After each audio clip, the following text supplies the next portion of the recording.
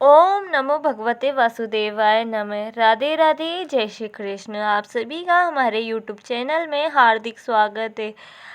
उम्मीद है आपने हमारा कल का अध्याय सुना होगा। आज है 8 नवंबर और आज हम आपको सुनाने जा रहे हैं कार्तिक महात्म्य का 18वां अध्याय और 19वां अध्याय।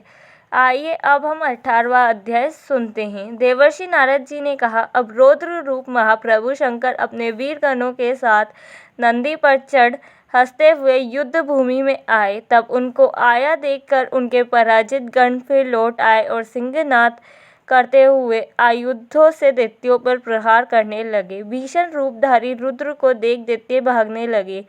तब युद्ध में अपने दैत्यों को परान्मुखी होते देखकर जलंधर हजारों बाण छोड़ता हुआ भगवान शंकर की ओर दौड़ा। उसके शंभ निशुंभ आदि वीर भी क्रोध से अपने होठों को काटते हुए भगवान शंकर की ओर दौड़े।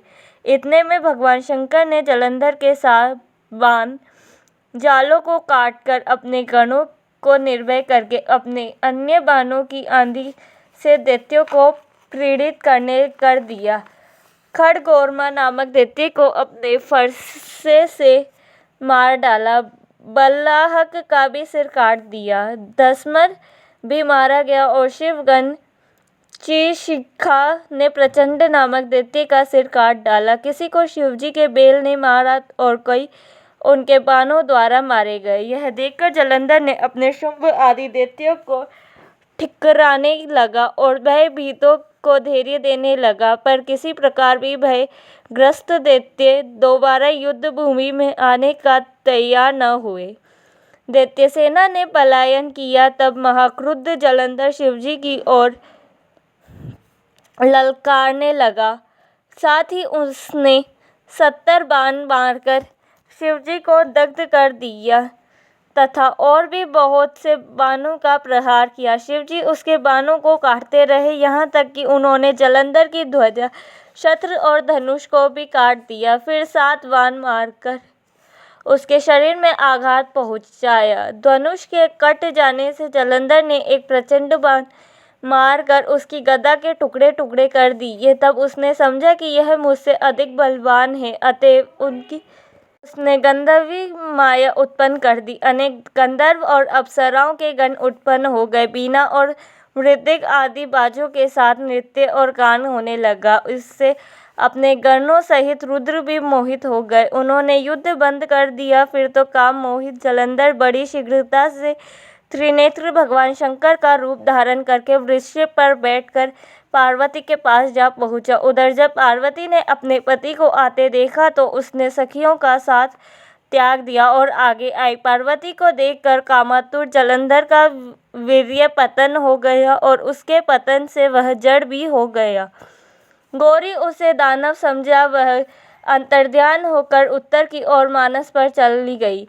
तब वहां पार्वती को न देखकर जलंधर फिर शिवजी की ओर लौटा। उधर पार्वती जी ने भगवान विष्णु को बुलाकर दैत्य धन का वह कृत्य कहा और यह प्रश्न किया कि आप इससे अवगत हैं। भगवान विष्णु ने हाथ जोड़कर और सिर नवाकर उत्तर दिया, आपकी कृपा से मुझे सब कुछ ज्ञात है। हे माता, जो आज्ञा हो पालन करूं। जगत माता ने विष्णु जी से कहा, उस दैत्य ने जो मार्ग खोला है उसका अनुसरण उचित है। मैं तुम्हें आज्ञा देती हूँ कि तुम जाकर उसकी स्त्री का पतिव्रत भ्रष्ट करो, वह दैत्य कभी मरेगा।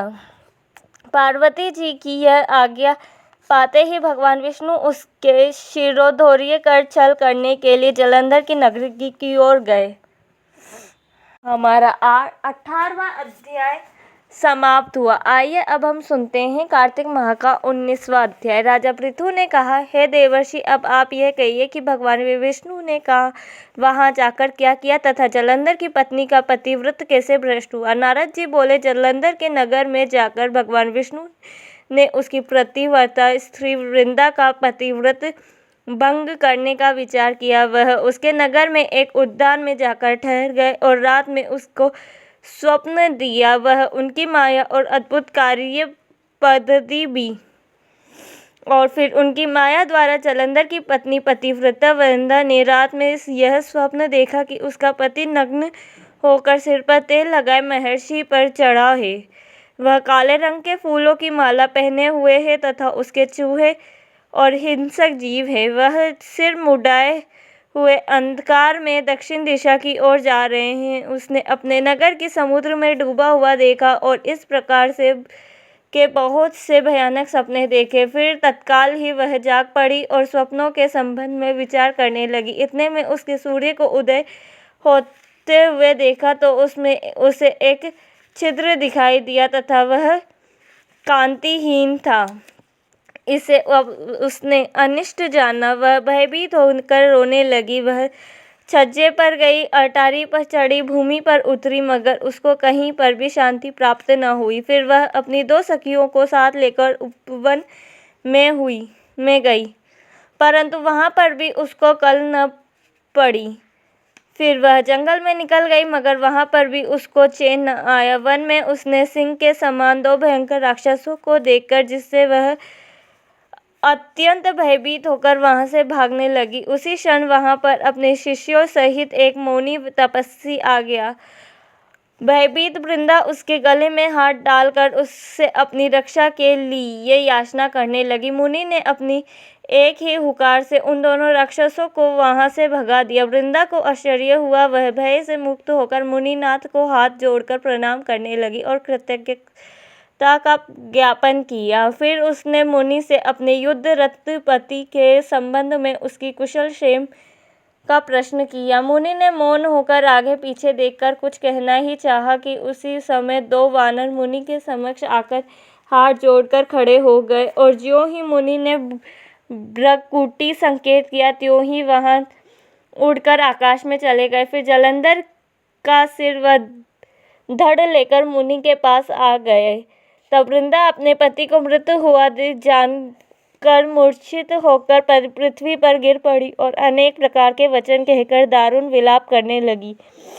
पश्चात उसने उस मुनि से कहा, हे कृपानिधे, आप मेरे पति को जीवित कर दीजिए। पतिव्रता परायण दैत्य पत्नी ऐसा कहकर दुख की श्वासों को छोड़ती हुई मुनीश्वर के चरणों में गिर पड़ी तथा तब मुनीश्वर ने कहा, वह शिव जी द्वारा युद्ध में मारा गया है, अतएव जीवित नहीं हो सकता, क्योंकि जिसे भगवान शंकर मार देते हैं वह कदापि जीवित नहीं हो सकता, परंतु शरणागत की रक्षा सनातन धर्म है, अतः मैं कृपा कर इसे जिलाए रख देता हूँ।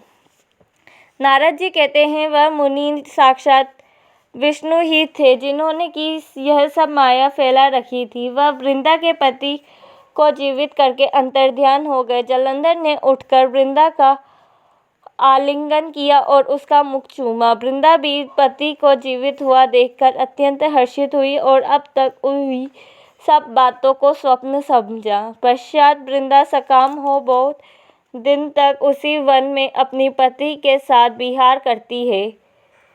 फिर एक दिन उसने सूरत एवं संभोग काल के अंत में भगवान विष्णु को पहचान लिया, अतः उन्हें ताड़ित करती हुई बोली, है पराई स्त्री से गमन करने वाले विष्णु, तुम्हारे शील को धिक्कार है। मैंने जान लिया है कि वह मायावी तपस्वी तुम ही थे। हे राजन, ऐसा कहकर परम क्रुद्ध ही पतिव्रता वृंदा ने अपने तेज को प्रकट करते हुए शाप दिया, जो तुमने अपनी माया से 2 राक्षस मुझे दिखाए थे, वही दोनों राक्षस किसी समय तुम्हारी भी स्त्री का हरण करेंगे और उसके विरह में दुखी होकर तुम वानरों की सहायता से वन में भ्रमण करोगे और यह सर्वेश्वर जो इस समय तुम्हारा शिष्य बनाए, यह वहाँ तुम्हारी साथी रहेगा। ऐसा कहकर पतिव्रता वृंदा भगवान विष्णु के लाख मना करने पर भी अग्नि में प्रवेश कर गई। ब्रह्मा आदि देवता आकाश से उसका प्रवेश देखते रहे। वृंदा के शरीर का तेज श्री पार्वती जी के शरीर में चला गया और आकाश से जय जय शब्द होने लगे। पतिव्रत धर्म के प्रभाव से वृंदा ने मुक्ति प्राप्त की। हमारा आज के 18वां और 19वां अध्याय समाप्त हुए। आइए अब हम सुनते हैं तुलसा जी की कथा। कार्तिक के महीने में सब कोई तुलसा माता को सींचने जाती। सब कोई तो सींच के आती जाती, पर एक बुढ़िया माई आती और तुलसा माता से रोज़िना कहती, तुलसा माता सबकी दाता, मैं बिड़ला सींचूं तेरा, तू कर निस्तारा मेरा। तुलसा माता अड़वा दे, लड़वा दे, पीताम्बर की धोती दे, मीठा मीठा घास दे, बैकुंठ का वास दे, चटके की चाल दे, पटके की मौत दे, चंदन की काठ दे, झालर की झिंकार दे, साई का राज दे, दाल भात का जीवन दे, 11 का दिन दे, कृष्ण का कांधा दे। इतनी बात सुनकर तुलसा माता सूखने लगी। एक बार भगवान कृष्ण ने पूछा कि तुम्हारे पास तो इतनी औरतें आती हैं, तुम्हें जिमावे गावे तो भी तुम कैसे सूखने लगी? तुलसा माता ने कहा कि एक बुढ़िया माई आती है जो रोजाना इतनी बात कहकर जाती है, मैं और तो सब कुछ दे दूंगा, पर आप कृष्ण जी को कांधा कहाँ से दूंगा? थोड़े दिन बाद बुढ़िया माई मर गई। सब कोई उसको उठाने लगे, पर वह इतनी भारी हो गई कि उठे ही नहीं। सब कोई कहने लगे, पाप घाट की माला फेरती होगी जिससे इतनी भारी हो गई। भगवान बुढ़े ब्राह्मण का रूप धारण करके आए। सब से पूछने लगे, इतनी भीड़ क्यों हो रही है? सब बोले, एक बुढ़िया मर गई है, पापनी थी इसलिए किसी से नहीं उठती। जब भगवान बोले कि इसके कान में मुझे एक बात कहने दो तो यह उठ जाएगी, सबने कहा कि तू भी मन की निकाल ले। भगवान ने जाकर उसके कान में कहा, बुढ़िया माई तू बिड़ला सींचे मेरा, मैं करूँ निस्तारा दे तेरा। बुढ़िया माई अड़वा ले, गड़वा ले, पीताम्बर की धोती ले, मीठा मीठा घास ले, बैकुंठ का वास ले, चटके की चाल ले, पटके की मौत ले, चंदन की काठ ले, झालर की झिंगार ले, साई का राज ले, दाल भात का जीवन ले, कृष्ण का कांधा ले। इतना सुनते ही बुढ़िया माई हल्की हो गई। भगवान कांधे पर ले गए, उसकी मुक्ति हो गई। है तुलसा माता, जैसी उसकी मुक्ति करी ऐसी हमारी करियो, जैसे उसको कांधा दिया वैसा सबको दियो। उम्मीद है आपको हमारा आज का अध्याय पसंद आया होगा और साथ ही को तुलसा माता की कथा। अगर आया हो तो प्लीज़ चैनल को लाइक करें, शेयर करें और सब्सक्राइब करें। धन्यवाद।